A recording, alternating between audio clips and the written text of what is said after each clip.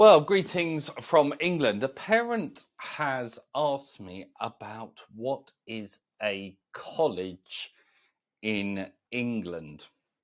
It's a good question. And once again, it can be a little bit confusing. Traditionally, colleges were places of further education. So you went to college to train after you possibly finished your A levels. But they weren't a place that normally offered degrees. So sometimes they were known as tertiary colleges or technical colleges. And people went there to train for a vocational course, such as a teacher training college, where you would train to become a teacher, or you might train to be a baker or a hairdresser.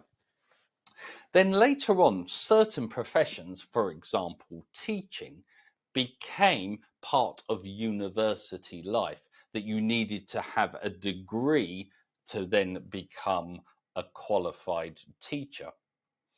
So there are still colleges in the UK, but most of them offer vocational courses.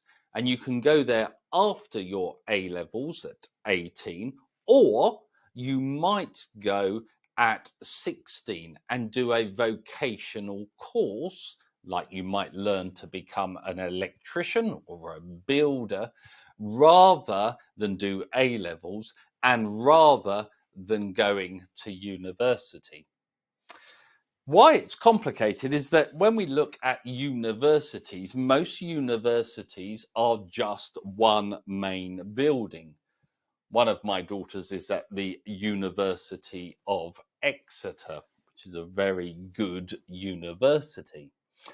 But places like Oxford and Cambridge and Durham are actually college based. They are collegiate, meaning that you don't actually go to the University of Oxford and there's just one building called the University of Oxford.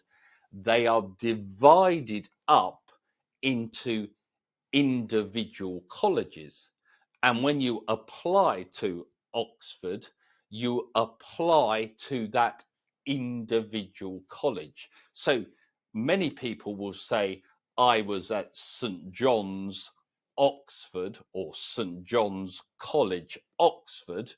It means that they were at the University of Oxford, but the St. John's was the individual college that made up with many others the whole part of the University of Oxford. So that's a little bit of information about colleges. Hope that's helpful. See you next time. Bye bye.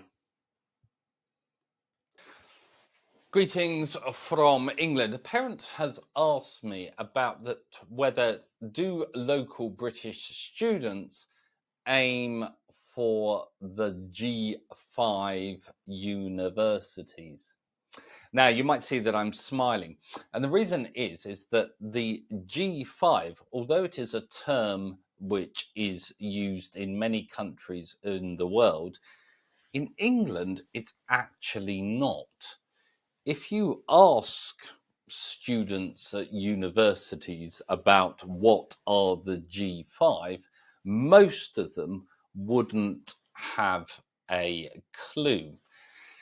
So how did